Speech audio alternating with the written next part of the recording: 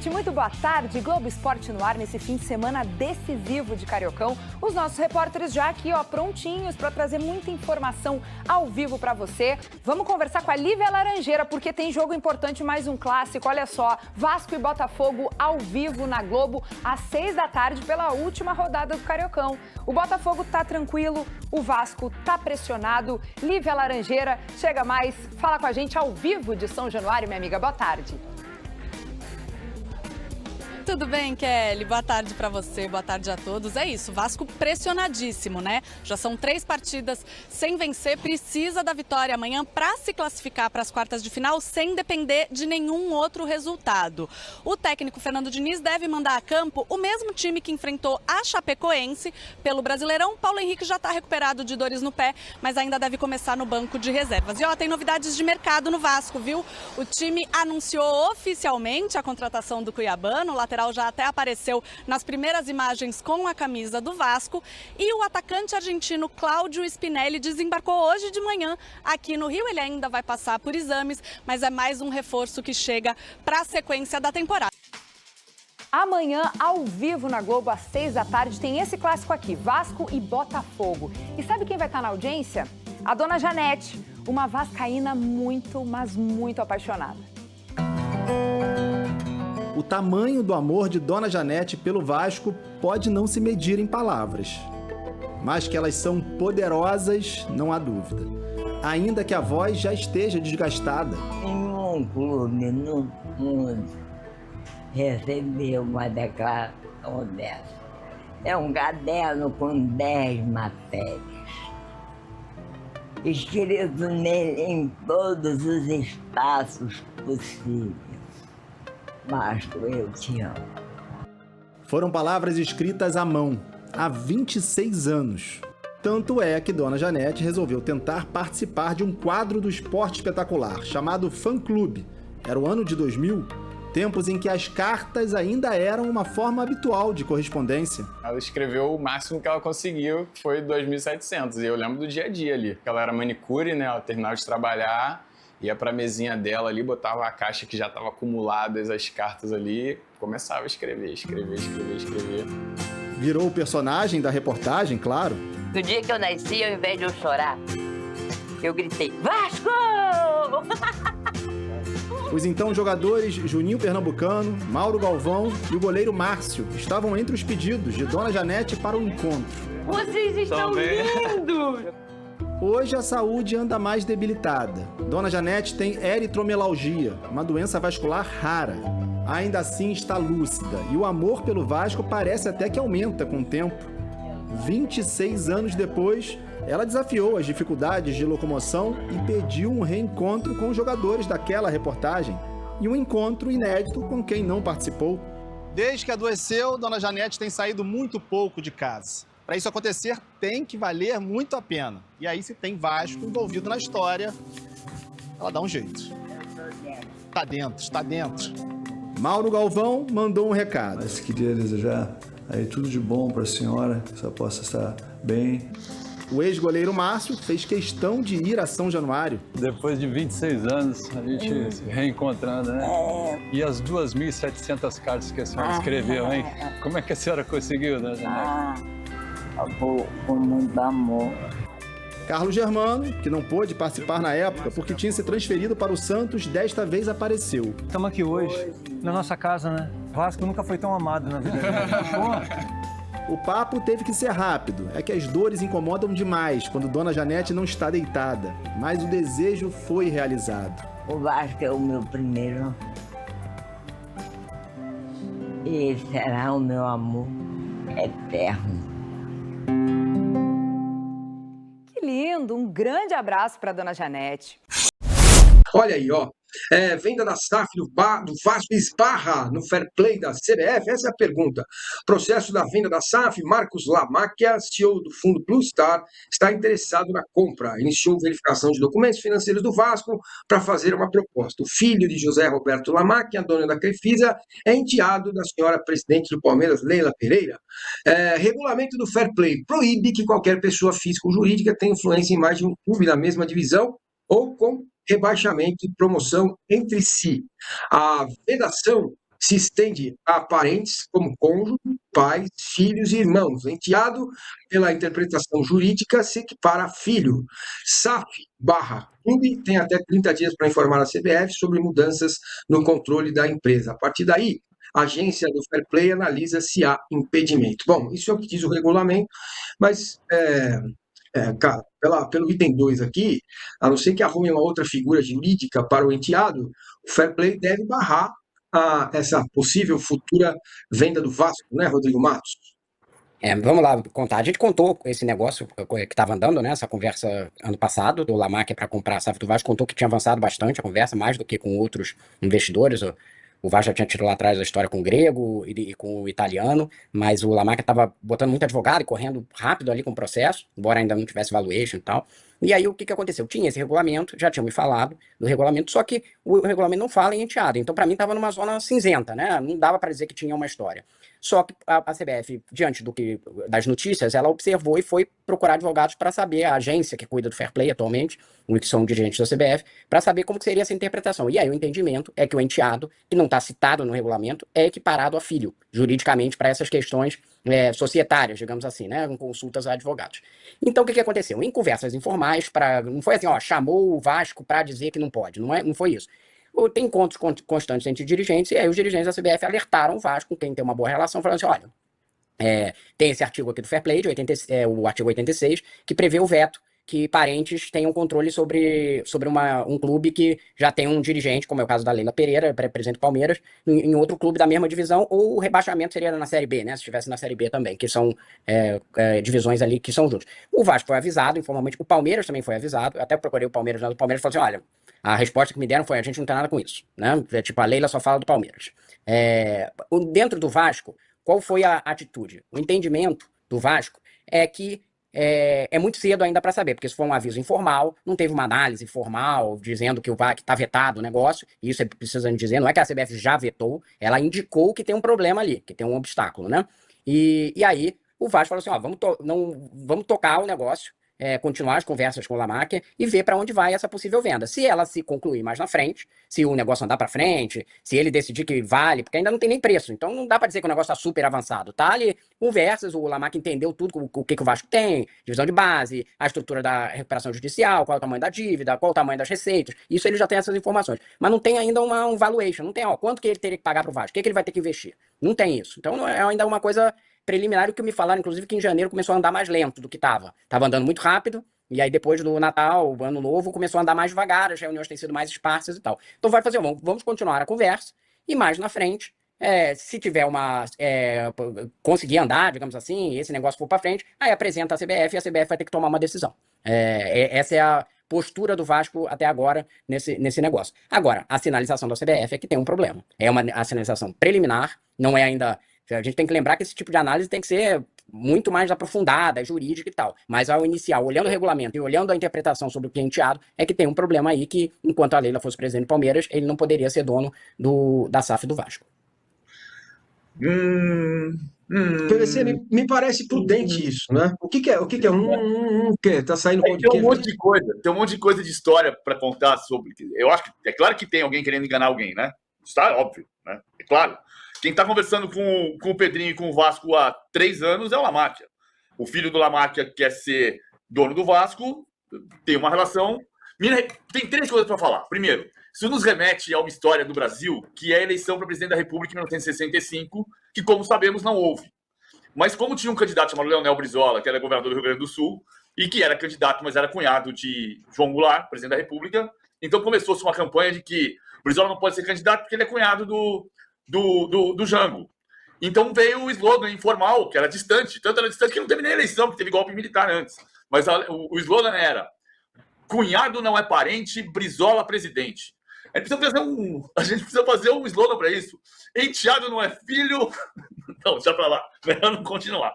Bom, segundo ponto, a gente tem um problema, desses vários problemas que são criados no Fair Play, que o Fair Play é para ser uma solução, mas ele não pode solucionar tudo, nem no Brasil, nem na Europa. Devia prevalecer bom senso, e acho que a CBF está tendo bom senso de alertar para isso. Mas vamos pegar o caso do Manchester City, Grupo City. O Manchester City classificou para a Champions League 2024-25 e o Girona também. Não, o Girona não vai poder jogar, porque são 2 clubes do mesmo grupo. Olha lá na tabela para ver se não jogou. Jogou. O Girona jogou a Champions League em 2024-25 junto com o Manchester City. Assim, o Girona tem uma questão societária diferente. O Marcelo Clauri é sócio em maior porcentagem do Grupo City no Girona. É diferente a porcentagem societária do Grupo City. Mas Girona é Grupo City, Manchester City é Grupo City, os dois jogaram. O que não joga lá para os anos 90. Lembra que é um esboço do que hoje a gente chama de multi-club ownership. Não era multi-club ownership, tinha patrocinadores e modelos de co-gestão. Parmalat, Palmeiras, Parmalat, Juventude. Em 95, veja, eu sou a favor de que não possa o Lamáquia ser dono do Vasco enquanto a Leila for presidente do Palmeiras. Estou de acordo com a CBF, com a visão preliminar da CBF que o Rodrigo nos mostrou. Só estou colocando como contraponto lá atrás. Em 95, teve uma semana em que o Palmeiras ia jogar contra o Juventude em Caxias, e se o Palmeiras ganhasse do Juventude em Caxias, era campeão do primeiro turno do seu grupo no Brasileirão e automaticamente estava classificado para a semifinal do Brasileirão. E quem podia tirar era o Cruzeiro.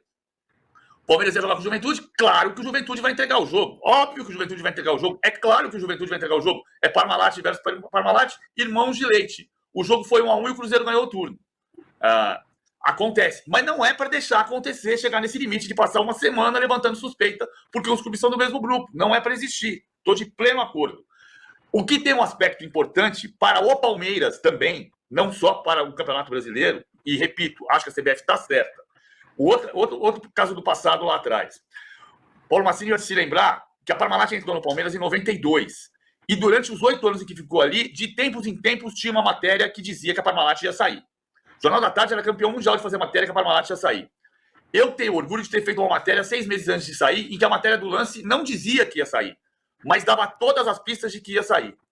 Na época eu conversei com o Paulo Angione. E o Paulo Angione, que hoje está no Fluminense, eu tenho um profundo respeito pelo Paulo Angione, inclusive como fonte, porque o Paulo Angione sabe exatamente o que ele não pode falar, mas ele não te diz, não, você está indo para a Zona Sul ali, encontrar o Rodrigo Matos no bairro do Flamengo? Não. É lá em Bom Sucesso. Ele não faz isso. Então, naquela matéria, a questão era a seguinte, a Parmalat começou a registrar jogadores no ET Jundiaí. E eu fui falar no Palmeiras sobre o que está acontecendo, por que registrar no ET Jundiaí? A Parmalat vai sair? Não, nós temos uma estratégia de mercado. Ele falou tudo sem dizer que ia sair. Ele me jogou na cara do gol. Mas não disse que ia sair. Mas me jogou na cara do gol. 6 meses depois, a Parmalat anunciou que ia sair do Palmeiras. Que o grande ponto aqui é esse. Porque um ponto é a idoneidade do campeonato. Estamos de acordo.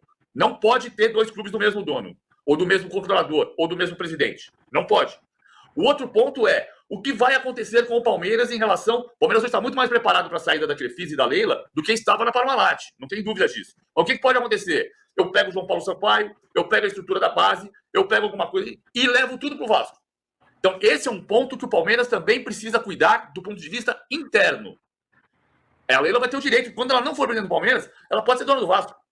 E o Palmeiras tem que cuidar da estrutura que ele construiu com 3 presidentes, Paulo Nobre, Maurício Gagliotti e Leila Pereira, todos com extrema competência e diferentes gestões. O Massini, uma coisa que é importante que o PVC citou, que ele estava citando esse caso do Girona e do City, né? Por isso que a gente tem que ressaltar que é uma análise preliminar da CBF. A gente não sabe como juridicamente vai ser estruturado esse negócio do Lamáquia se for para frente. Quem que vai ser o dono de fato? Qual que vai ser o CNPJ? Porque isso aconteceu em vários, não é só esse caso do City e do Girona citado pelo PVC. Tem o caso do Lyon e do Crystal Palace. Você começa, tem grupos ali de dono em comum, mas dependendo de como estrutura, o UEFA acaba liberando ou acaba não liberando, né? O próprio dono do Milan lá, o Elliott, também tinha uma participação em outro clube na Europa.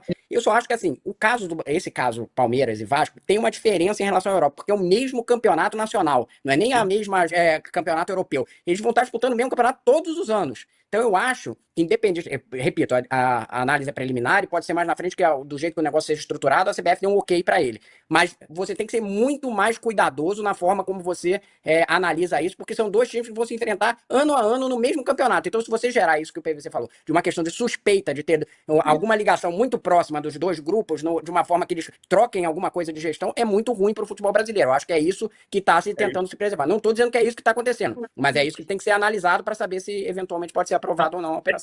É isso, Rodrigo. Por isso que eu lembrei o caso do Palmeiras e Juventude, que não levou a nada, mas levou uma suspeita de 1 semana. E é muito ruim para a credibilidade do campeonato você passar 1 semana dizendo, é claro que vai perder. Como aconteceu no ano passado, sem ter nada. Palmeiras 3, Vasco 0.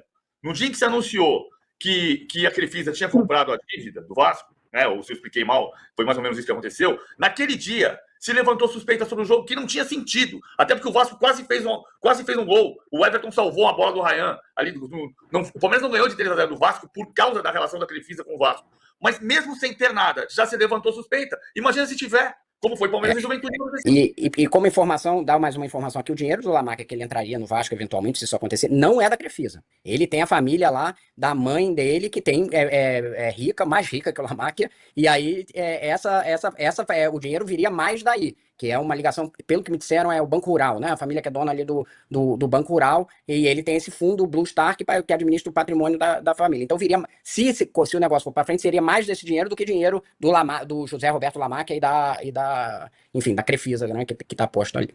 Muito bem. Só um detalhe para a gente caminhar para o próximo tema. Rodrigo, tem um cronograma já estabelecido?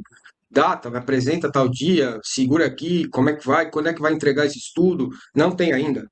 Não, porque a CBF só age, ela só vai agir formalmente no dia que o Vasco e o Lamáquia, por exemplo, fecharam o negócio. Aí eles têm 30 dias para avisar a CBF, teve uma troca de controlador da SAF. E aí a CBF recebe o controlador e fala assim, olha, vamos analisar para ver se tem algum problema de acordo com as regras do fair play. Então só aconteceria se o negócio for formalizado. Ele ainda não está nem perto de ser formalizado. Tá? Uma discussão...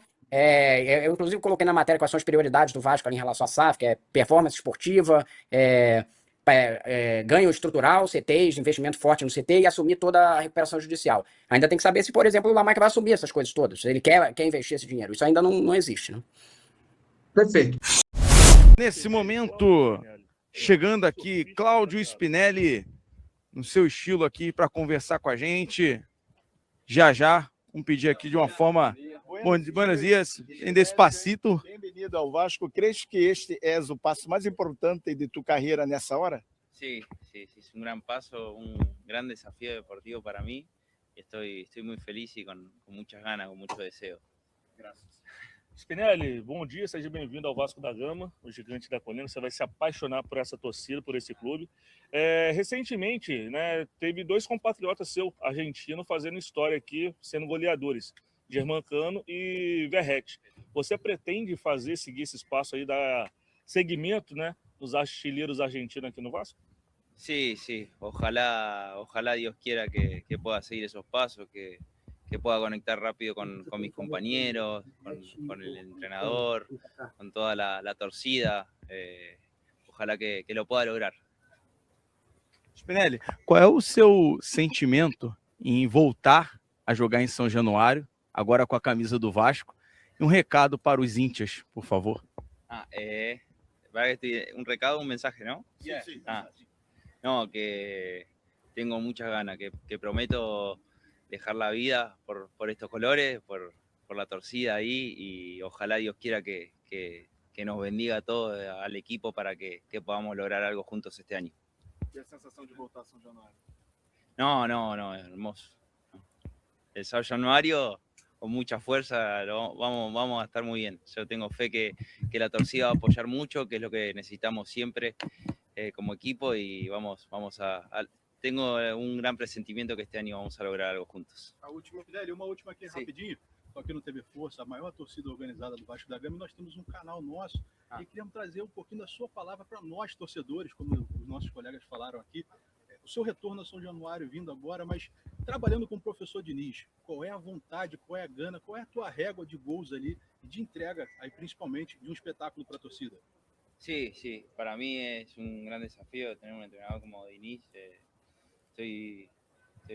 Siento que estoy preparado en este momento para tener un entrenador así, y nada, y con respecto a la torcida, nada, como dije antes, prometo dejar la vida, ser intenso, tengo mucha fuerza, mucha energía, así que ojalá que nos ayuden los resultados.